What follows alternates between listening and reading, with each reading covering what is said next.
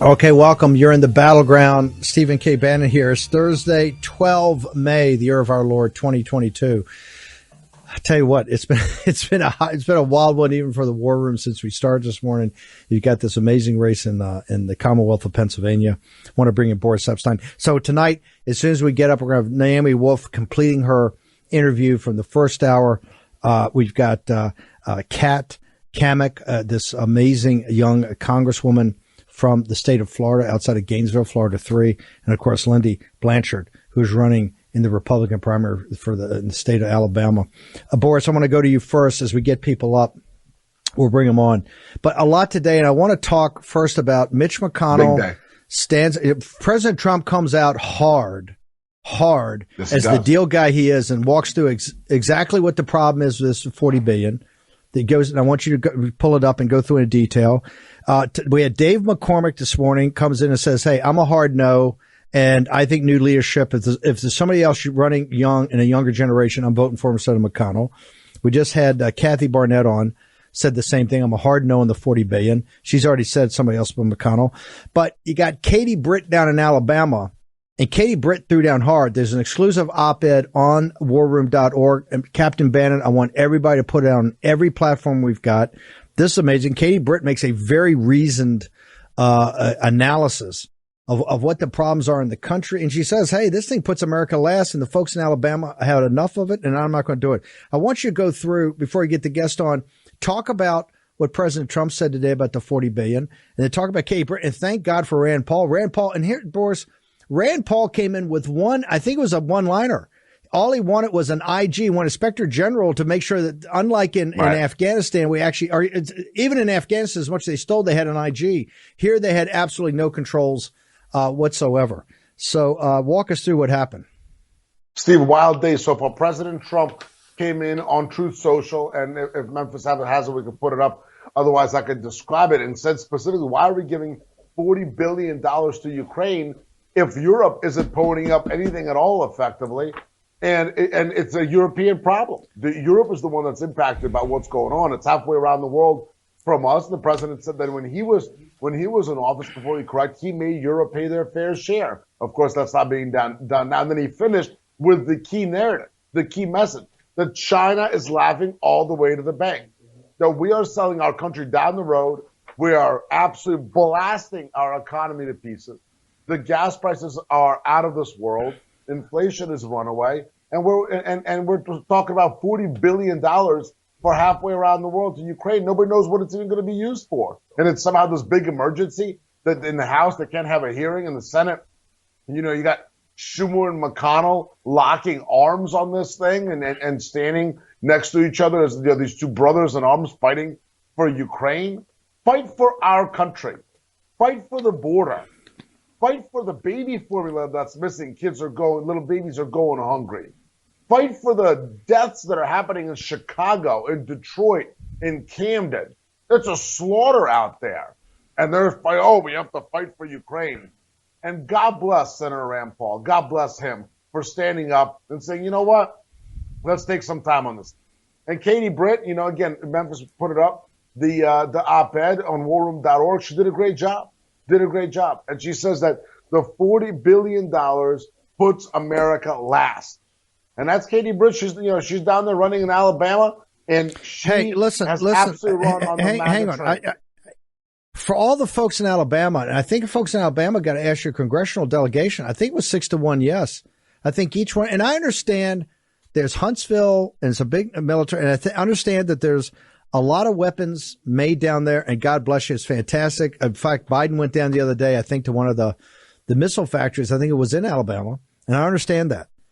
But people in Alabama got to ask, Mo Brooks, hey, let's be blunt, Mo Brooks voted for it, voted a yes. I think that Katie Britt saying no, hard no on this, and coming out kind of bold, they say she's owned by McConnell. Well, she can't be too owned by McConnell. She came out hard and said, absolutely, this America last. It's done the wrong way. I'm a hard no. Absolutely. You got Durant, who's a globalist. You got Go ahead. Sorry. Go ahead. You're right. Durant's a globalist, and he's got this whole family situation. Durant's out, okay? And Durant said he wants more McCain's, less Trump's, and he's out, okay? And then he's got a family situation that's terrible, the incest, everything that, his father, his sister, terrible, disgusting. And then Rick Wilson today from the Lincoln Project actually officially endorsed Mike Durant. So Durant's plummeting, his imploding. Mo Brooks went out and voted for the $40 billion. It's almost like Mo Brooks actually wants to lose all his elections going forward. First he went out. I don't get Mo. I love Mo, but I don't get him. I don't get it. You're a populist and nationalist. I don't get it. I don't get how Mo votes for this without a hearing. How about a hearing? How about at least have a semblance of respect? I tell you what, Boris, for backing up, you and I are going to get more to this later, but I want everybody, Captain Bannon, I want to get that op-ed, the analysis of Katie Britt out there so everybody can read it, make your own judgment. Yeah, go ahead.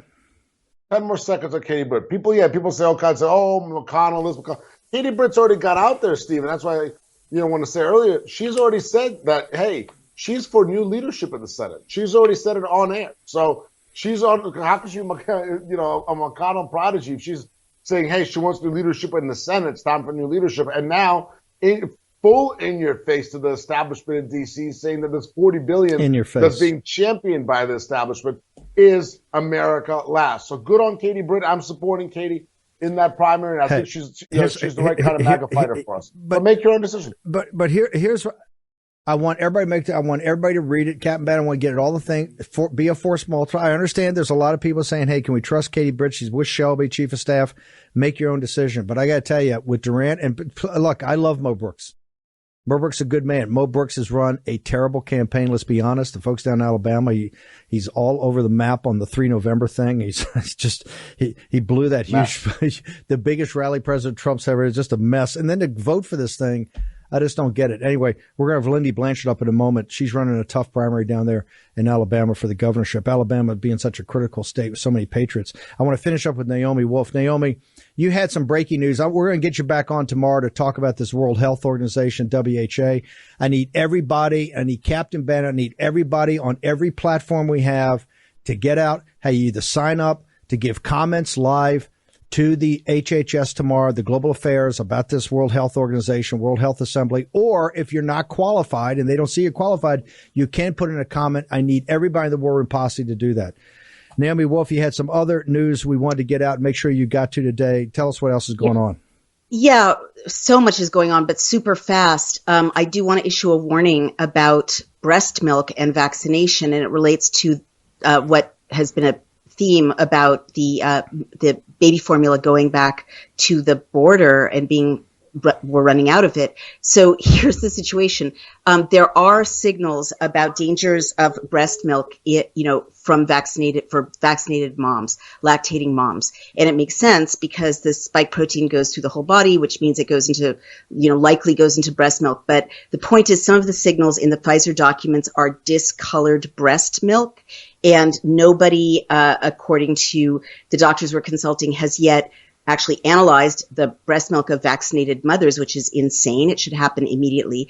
But that said, I'm hearing multiple accounts from people who work with lactating moms about babies having GI problems when they're nursing with with moms who are vaccinated, and the babies are having failure to thrive, and they're going to the doctor, the doctors are mystified. So what this goes to is, what are those moms going to do? There's no formula, right? And the last thing I want to tell you, which is absolutely demonic, is I found that Bill Gates has a new startup, which is called BioMilk with a Q, and it is lab-produced breast milk. So, when I say we're at war, there are no conspiracies, there are no coincidences, as you often say. There is a war on breast milk, right? There is the most self-supporting thing God gave us was that women can feed their babies with their own bodies. And that is now being disrupted, apparently, by the mRNA vaccines, by the spike proteins. Lipid nanoparticles go through a woman's whole body into the lymph, right? So it is, possible that that's also getting into the breast milk. Babies are suffering. So I'm not a doctor.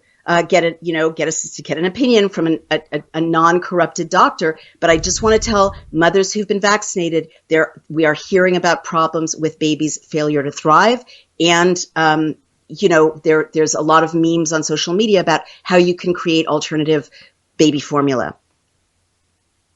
Okay, but on the Pfizer investigation you're doing, you got 3,000 participants working on this.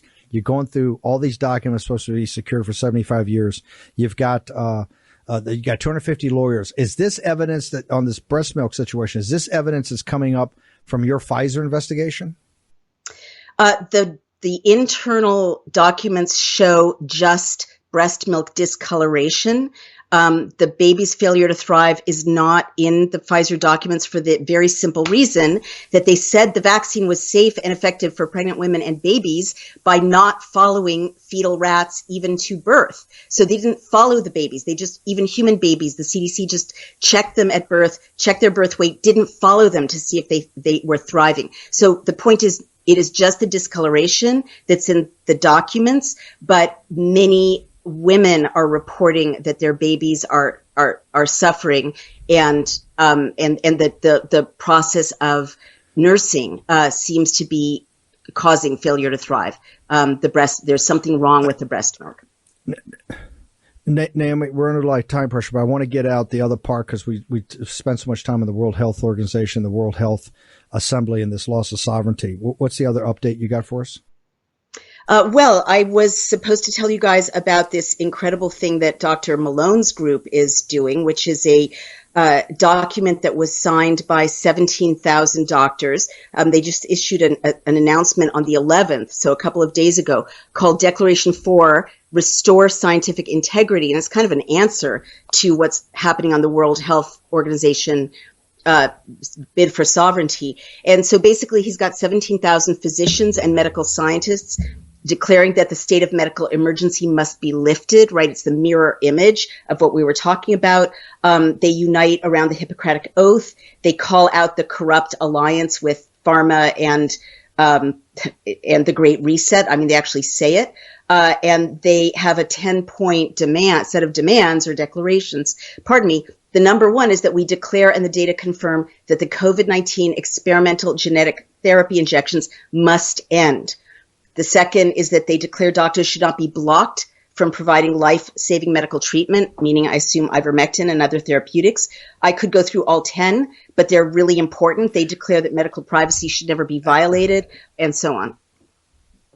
Let me ask you, because and we'll have you back tomorrow, but if people were signing up, if this was go through, would this affect at all what Biden's done with the state of emergency? Is that the underpinnings of it? Do you have to have this medical state of emergency before he puts a public health emergency out there that open-ended, as we now know?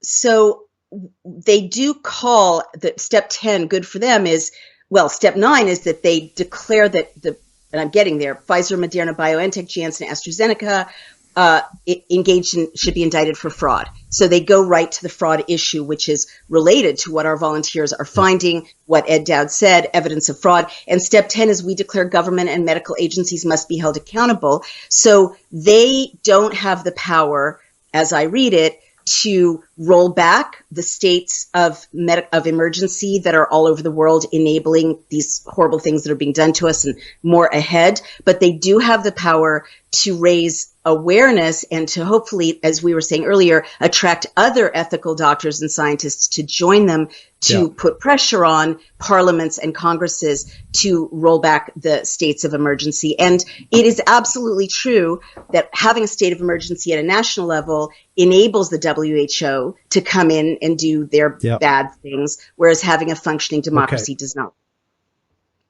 My phone's already blowing up for what you did in the first hour. I got to have you back on because people want to have you walk through more slowly. Can you you got 3,000 volunteers from the war room. They're going through, you got 250 lawyers. How do people get to Daily Clout? So go to dailyclout.io, go to the upper right-hand side if you want to join the campaign. Please do. If you're a lawyer, please join us. The lawyers are very busy. There have been 3 attorney general letters sent out already. And you can also find me on Dr. Naomi R. Wolf on Getter. Please order my new book, The Bodies of Others. It is related because it tells the story of how we got to this point and what we need to do to regain our rights and our liberty and our nation state. I have a whole chapter on the nation state and how important it is. And please do continue to, please, if you can, possibly ramp up your support for the Daily Clout Pfizer campaign, you can earmark for it, because we now are in the thick of the battle, and we have 3 active legal teams bringing multiple lawsuits, multiple attorney general's letters, and it means we have bigger bills. So those are all things you can do to fight to reclaim our rights. Naomi Wolf, thank you very much. And my phone is blowing up from your presentation in the first hour, so we're going to come back on all that state of emergency in the World Health Organization, World Health Assembly. Thank you, ma'am. Yeah, Appreciate thank it. you so much, Steve. Thank you. Okay, I want to, Captain Bannon, I want to make sure you put up all her contacts on Getter and everything like that. Okay. It's not often that someone takes steps up on the national stage as a star, but that happened today in a Facebook post. If Memphis can play, let's play the clip, and I want to bring on Cammack down in Florida. Wherever it may be that you shop, and you are seeing bare shelves, and you are seeing signs that you are not able to get baby formula, and then you see the American government sending by the pallet thousands and thousands of containers of baby formula to the border, that would make my blood boil. And I am so angry about this, and I think every American should. From Florida 3, outside of Gainesville, it's Congressman Cammack. Congressman, thank you very much. I want to tee it up. We're going to get to the second that you voted no on the $40 billion Ukrainian oligarch bailout. Walk us through what was said today. We could have played a longer clip, but we're pressed for time. This was incredibly powerful, what you did today. Walk our audience through what happened. Well, Steve, it's good to see you. And honestly, this has been a couple of days in the making. You know, I speak to Border Patrol agents every single day. I've been to the border 3 times, and I serve on the Homeland Security Committee. And so I've been privy to really what's been going on at our southwest border and this crisis that has been manufactured by our trafficker in chief. Earlier this week, I had one of my Border Patrol agents text me and say, you know, I can't even get baby formula for my grandchildren. And now I am tasked with bringing in pallets of baby formula into our warehouse, which, by the way, is being managed, the inventory, by the National Guard. And I just immediately lost my cool, because as the youngest Republican woman in Congress today, I'm 34, it's my peer group, my friends that are having kids. They're most affected by this baby formula shortage that we're experiencing around the country. And they are telling me all the time for the last few weeks that they cannot get formula. And so to have the agents text me and then send me photos and videos of these pallets and these completely full stocked shelves of baby formula, that right there should be the cue that every American, whether you're Republican or Democrat, damn this administration for putting us in this position. This is what America last looks like. Congressman, walk people through. You're up here. You've been to the border a number of times. You're a voice of a new rising generation of MAGA. When you're presented with a $40 billion for 5 months on top of the 16 billion, so $56 billion to the end of the year, with no hearings, no debate. You've been to the border. You've got all these young, but we walk into stores in the United States of America, and there's not baby formula on there, and there's not going to be baby formula on there for months. And you've got pallets of it for illegal aliens, and we're not demonizing those people. They're the rational actors here because Biden's inviting them in. How do you handle that when you're asked to vote on a $40 billion for 5 months? The Border Patrol is totally open. There's no resources down there. I mean, what do your constituents think of this? Well, so a lot to unpack right there. You can't go down the sidewalk without tripping over one of Biden's crises. I mean, let's be honest. I mean, take your pick. It's the flavor of the day. It's the crisis at the southwest border. It's the Americans that got left behind in Afghanistan. It's inflation. It's no baby formula on the shelves. It's the Ministry of Truth with the crazy musicals, that are very scary 1984, ringing in your ears. This is the weirdest, strangest, scariest America last time that we have ever lived in. But when it comes to voting and standing up against a bill that's a $40 billion with a B dollar, a price tag attached to it, it starts with having a damn backbone.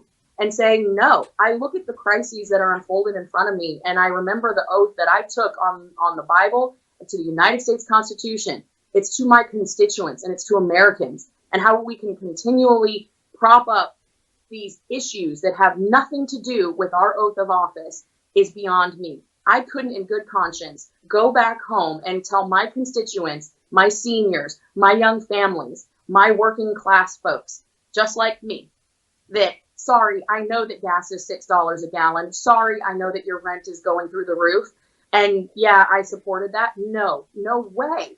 And I just think it's shameful that this entire administration and the Democratic caucus, they have all embraced the America Last agenda, which is why we need more America First patriots stepping up from a variety of backgrounds. That's why the House being taken over this November and the Senate is so critical. It's never been more important, because up here, the Democrats, they think that money grows on trees. They have no problem spending trillions of dollars going to programs doing God knows what, and they give you no time to read it. So on a fly-in day, which Steve and you know this, a fly-in day when Congress comes in, it's typically naming a post office. It's a simple, non-controversial bill that you're supposed to vote on at 6:30 at night. Instead, you know what they did? They put a series of votes up there, one that was $40 billion in Ukrainian aid that we never got text to read. I think we got it 2 hours prior, which, silly me, I want to read the bill, but of course Nancy would never let that happen. But the thing that a lot of people missed on this was that there was also a vote to unionize congressional staff. How in the heck do these people sleep at night knowing that they're spending their children and their grandchildren's money effectively garnishing their wages because they're more interested in a political agenda than doing the right thing?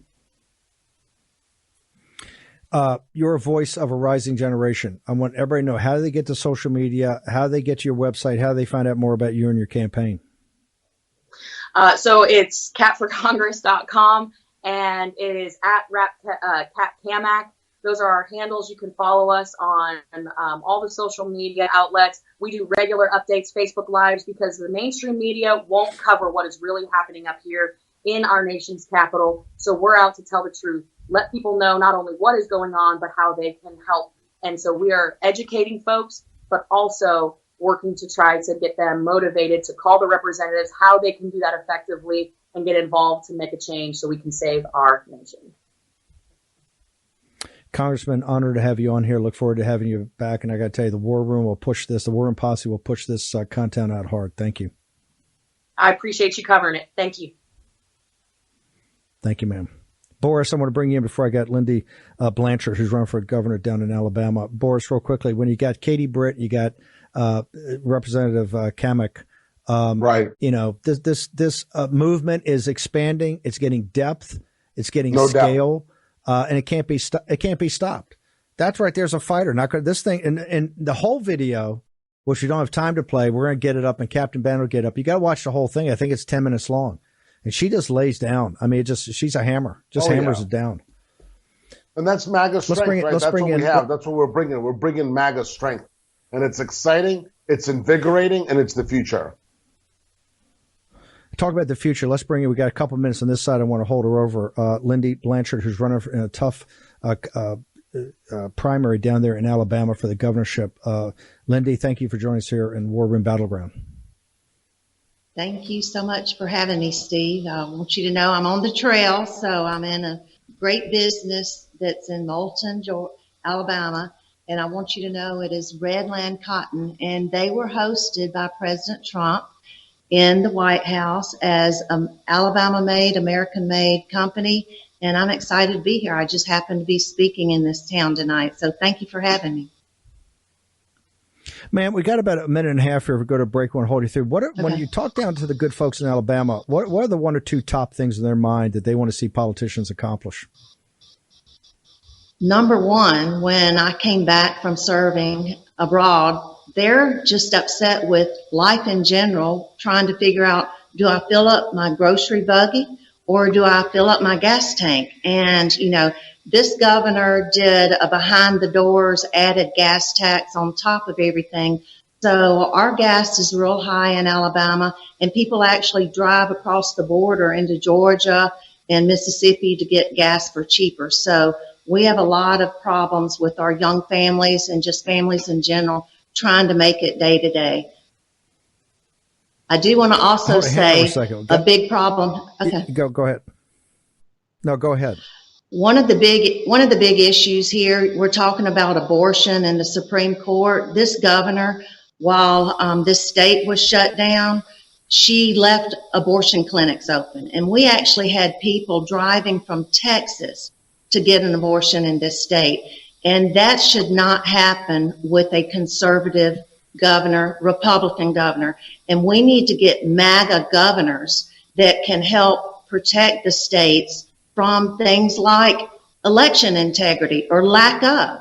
And that's why I'm running, because this governor has also appointed eight Democrat judges. Now that's un-American to me.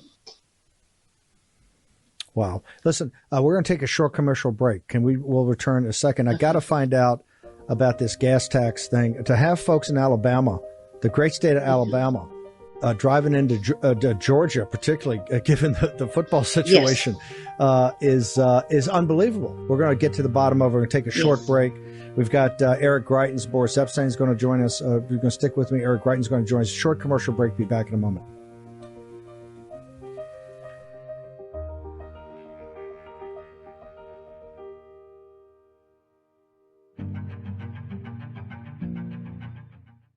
War Room Battleground with Stephen K. Bannon. Okay, welcome back. We have Ambassador Lindy Blanchard. She was an ambassador under President Trump in his first term. She's now running in a Republican primary for governor of Alabama. Lindy, explain to folks, particularly given the pride of folks in Alabama, Roll Tide and the great football teams and tremendous pride the state takes. I don't understand, and my phone's already blown up. How do folks in Alabama are forced to drive to Georgia to fill up their gas tanks because the previous governor gave a tax increase? Explain this one to me. So while I was serving abroad, Governor Ivey was trying to push forward a gas tax and cram it down Alabamians' throats. And the way she did it was she got behind closed doors with legislators, and this is on video, to tell them if you didn't vote yes, that you might as well not run again. And that's how she got it passed through. And it not only is it 10 cents more, but also it increases over a period of time. There's no end to it. You don't run a business like that increasing over and over and over. So it's nonstop. It's forever and ever until a conservative governor gets in and stops. Okay, you've argued that, hey, we need more MAGA governors, not the House, not the Senate, but up and down, attorney generals. We got Doug Wardlow coming on. Eric Greitens running for the Senate, Missouri. Got Doug Wardlow running as AG up in Minnesota. They're MAGA. When you say MAGA governors, what are the one or two things that you promise Alabamans that you're going to do when you're governor of the state, ma'am? Well, I can promise that when the former president of the United States asked to come into the state and he's the leader of the party, I will say when and where. When he did that, the president was going to host a rally here on the battleship, and she did not allow him to do that. So I can tell you, I will always accept the former president and president of the United States, leader of the Republican Party in the state. Also, any MAGA team player focuses on how we can bring it back home and bring everything into this state or this great Americas. And so I will focus on less taxes. We're surrounded by states that have no grocery tax and no income tax. And so we're in competition with all these states around us. And it's my job as governor, hopefully, if the voters so choose, to reduce the taxes, not increase taxes, which she's done quite a bit. And I'll focus on that for these Alabamians that are suffering right now, especially post-COVID, after she shut down the state and she shut down businesses. We were one of the longest running conservative, supposedly Republican governor that kept our state shut down. We still have students in schools with masks, and we still have hospitals with nurses with masks. So we're unbelievably behind when it comes to shutting out overreach, which she has not. She's allowed overreach. Ambassador Blanchard, how do people find out more about you? What's your social media and how they find out more about your campaign? I can tell you, just go to BlanchardForGovernor.com. We're on Getter, Twitter, Facebook, and I will be that governor that's competing with Governor DeSantis on who's the most conservative and most proactive for their state. And I look forward to it. Well, I got to tell you, you've shocked people already about this thing about the gas. It's unbelievable that the good folks in Alabama are having to put up with that. So good luck, fight on, and we look forward to having you back on, ma'am. Thank you, sir. Thank you so much. That was one of the ambassadors under President Trump. She's now come back home, and she's running for governor of Alabama. I want to make sure everybody gets on her site, takes a hard look at Lindy Blanchard. Want to go to Eric Greitens now. Eric's under a little time pressure. Commander Greitens, Rand Paul saved it today, so it's going to be kicked in, I think, over the weekend or next week. $40 billion for a bailout of Ukrainian oligarchs. And Mitch McConnell just told us in the well of the Senate, it's the most important thing on the agenda in the United States Senate. You're running for the Senate, sir, from the great state of Missouri. Do you agree with that? I 100% disagree with Mitch McConnell. McConnell's had his priorities wrong from the beginning. The rhino establishment always has their priorities wrong. I can guarantee you this. The people of Missouri, if they're going to spend $40 billion to protect the border, they want it to be our southern border, not the border of Ukraine. Joe Biden has allowed a completely open border, and Mitch McConnell and the rhinos who failed to pass a border wall under President Trump are now continuing to stab the American people in the back. They've stabbed the American people in the back on election integrity. They failed to investigate Hillary Clinton's spying, failed to investigate January 6th. People are sick of rhinos like Mitch McConnell who have their priorities in all the wrong places. And I'll also tell you, Steve, listening to your previous guest, the exact same thing happened in Missouri. When I was governor, we cut taxes. Rhinos, those same rhinos who are passing a 5-3 congressional map to give Nancy Pelosi more congressional seats, those same rhinos passed the largest tax increase in Missouri history. The problem in America is not just the left and their craziness. It is rhino corruption and cowardice, and that is true from Mitch McConnell all the way down through the state houses.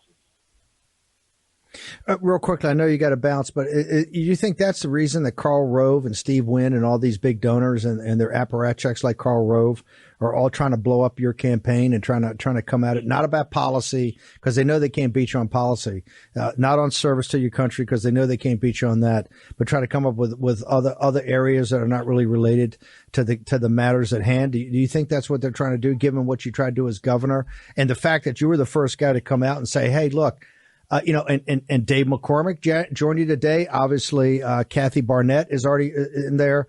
Katie Britt has said it before, and she came out today with a hard no down in Alabama. It can't be America last. You were the first one to say this about McConnell. You think, is that the reason they hate you so much? 100%. They know that they can't control me. They know that I am going to go and fight for the people of Missouri, just like as I did as a Navy SEAL. Just like I did when I came home from Iraq after my team had been hit by a suicide truck bomb, and I fought against the government for my fellow veterans. They know that I am going to carry the people of Missouri in my heart every day, and that we have the courage to fight against their corruption, their cowardice, and their tyranny. 100%. Right now in Missouri, it's super clear. I'm the America First candidate in this race. We've got all of President Trump's fighters on our side, and it is us versus Mitch McConnell and the rhino establishment. Commander Greitens, how do they get you on social media, and how do people follow you on the campaign? Thank you, sir. Anybody who wants to take on Mitch McConnell, Karl Rove, and the establishment, we'd be honored to have you join our campaign. Just come out on social media. It's at Eric Greitens, at EricGreitens, or come on out to our website, sign up to donate, to volunteer, to join our team of poll watchers. That's ericgreitens.com, EricGreitens.com, We're going to win this race, Steve, and we're going to take the republic back. Commander Greitens, honored to have you on here. Thanks for joining us. Thank you, sir. Thank you. Boris, I want to bring you in now. I'm going to catch our breath here before we bring on Doug Wardlow, who's running a tough AG race We're out having there a big night in Minnesota. It's a big night. I tell you, the news cycle sometimes gets so revved up. Let's go to Rand Paul first. President Trump, walk people through what President Trump said today. He put out a statement on this $40 billion. Rand Paul steps right up to the plate and says, hey, look, we need some controls here, guys. You know, you got $40 billion going out the door. It's going to be $56 billion by September 30th, end of the fiscal year. This is insane. He wanted, I think it was a one-line change. He just wanted an inspector general on top of making sure that they saw where the money went, so the oligarchs in Ukraine aren't stealing with both hands. So walk us through it, Boris. There it is right there, Memphis. Amazing job from President Trump on Truth Social. Why are we giving more than $40 billion to Ukraine while Europe, by comparison, is giving very little? And they are greatly more impacted by a Russian invasion, obviously, than the U.S.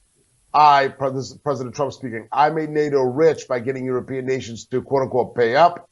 Most were delinquent and either not paying or paying much less than they agreed to. Get Europe and others to finally pay their fair share. China and others is smiling all the way to the bank. Exclamation mark, full stop. President Trump laying a marker down saying that this $40 billion boondoggle is unacceptable. That this $40 billion giveaway, which continues to crush the American economy, which is what the Democrats seem to be so absolutely dead set on, to crushing the American economy, is not the right way to go. And by the way, listen, we know the Democrats are idiots, right? We know that they have no idea how to govern the country, and we know that they don't know how to get out of this hole we're in. But for the Republican, and especially Republican leadership in the House and the Senate, to somehow get caught up in this, it just tells you what we've known about the Uniparty for a very, very long time. And that they are not on your side. They are not on the side of the American people. They're not on the side of the American workers and American manufacturing. Gas prices are out of control. Baby formula is non-existent. The supply chain is broken. Somebody tweeted, is Pete Buttigieg, is he having trouble with baby formula for his little kids? What's happening in America right now is so distorted, so broken. And this is the time we need leaders to step up. And it's disappointing and pathetic. The Republican leadership is playing into the Democrats' hands by supporting this $40 billion boondoggle to Ukraine, okay? And let's not forget, when President Trump insisted on $5 to $8 billion for a wall of the southern border, the Democrats all locked arms with each other and said, hey, go F yourself, okay? They told Republicans to go pound sand. They didn't flip. They didn't go to the other side like Republicans are doing now. They stood together and said, not on our watch. Now, America is about to give away $40 billion, and Republicans, instead of standing strong, realizing the Democrats have no political capital. Joe Biden is politically dead. Nancy Pelosi, politically dead. Chuck Schumer, politically dead. So for what reason would you have Republicans right now getting all caught up in this hysteria and participating in this boondoggle for Ukraine? It is un-American. It is unacceptable. I want to say real quickly, because we got Doug Wardlow and we'll get him on a second, but you saw two young women, basically in their mid-30s, stepping up and taking leadership. You got Katie Britt in Alabama. She's a hard no. And I mean, that's pretty impressive, right? Because they say she's Shelby's puppet. Hard no. Said, that's America last. Not going to happen. Will not vote for it. And she said, hey, look, there's got to be some new leadership. Then you got Cammack down in Florida. She comes in super hard. Just says unacceptable. Not going to do it. Couldn't look my constituents in the eye. This is what I'm so proud about MAGA. You've got, this is young women doing it. You've got African Americans doing it. You got Hispanic Americans down in the Rio Grande Valley. This movement is ascendant. It's powerful. And the young voices coming up in this thing. The Democrats have nothing to compare with this. And the old folks and these feckless leaders, they're in the way of these young people. Just got to get out of the way. Because I'm telling you, you're seeing a change of the guard here. Boris, give me a minute on that, and I want to go to Doug Wardlow. And, Steve, it's what it's all about. What you said with Kat Cammack and Katie Britt, Eric Greitens, and other champions, Blake Masters. What constituent of any of these Republican public officials, okay, any of the Republican elected officials, What constituents do they have who would want to vote for this $40 billion boondoggle instead of protecting America and helping America out of this hole that we're in with gas prices and runaway inflation? Could you imagine anybody? You think I will bet you that it's not 1% of the total electorate of everybody in the House and the Senate on the Republican side who's backing this nonsense. And yet they're still doing it. So who are they serving? Who are they protecting? Who are they representing? It is unacceptable. That's why I'm thankful for leaders such as Kat Cammack, Katie Britt, Eric Greitens, Blake Masters, Kyle LeBrew, the young core that's coming up that's totally MAGA and isn't going to try to sell our country down the river to China. Yeah. Joe Kent, it's just unbelievable. Let's go now to Minnesota. This is the thing about this movement. It's not just ascendant. We're going to contest everywhere. We've got people running for governor of Oregon. They're going to be competitive. You got Joe Kent out there in Eastern Washington. We're going to compete. You got women running for the school board in Lower Manhattan. And you've got a guy running for attorney general up in Minnesota. Doug Wardlow joins us. Doug, give us a sense of the race right now. You're going to run one of the toughest general election races in America. Walk us through, give us an update of what's going on up in Minnesota. Absolutely. Thanks for having me on, Steve. It's great to be here. I'm in Rochester, Minnesota right now. Tomorrow we have our Republican state convention where the party delegates, over 2,000 of them, will be gathering and selecting candidates for governor, for attorney general, for secretary of state, and for state auditor. So it's an exciting moment right now. And the delegates here in Minnesota and the people of Minnesota, they want candidates that are going to stand up for the rule of law, candidates that are going to stand up for the Constitution, get into office and take bold action to restore law and order in our state and to secure our elections. Those are the key issues here in Minnesota. We've got Keith Ellison, the most radical attorney general in the country, the furthest left, most progressive, and he's a national leader of the progressive left. We are going to retire him from office, and that's going to be a great thing for the state of Minnesota and for the entire country. And no doubt we don't want to take anything for granted. Of course, Keith Ellison has a national political machine behind him, and that's why the delegates, I'm very hopeful that tomorrow we're going to have a great victory, a resounding victory, and we will put forward our best candidate. We have a team put together and a plan. In 2018, came so close to beating Ellison within about 3.5 points. In the year when we lost our governor's race here in Minnesota by about 11%. We got more votes than any Republican candidate has ever received in the history of our state for any office. So we've got a strong base, we've got a great team, and we're going to defeat Keith Ellison. Doug, answer this. How, given the fiasco that's happened under Ellison's watch, I mean, even if you're a progressive, just the lack of law and order, the anarchy. I mean, what's happened out there in Minnesota? Where do you think the voters overall in the state stand with just weighing and measuring Ellison and his performance? Well, absolutely. The voters across the state are tired of Ellison. They see that Ellison has entirely failed. When Minneapolis and when St. Paul were on fire, quite literally on fire, riots, looting in the streets, and then that violence spread across the country, here from Minnesota across the country. Keith Ellison did nothing. Even though he's the top legal and law enforcement official in the state, he did absolutely nothing. About 3 days into the riots, he came out and joined a press conference with our governor, and he said that riots are the way that the unheard get heard, taking Martin Luther King Jr.'s words out of context and essentially encouraging further lawlessness, encouraging further violence.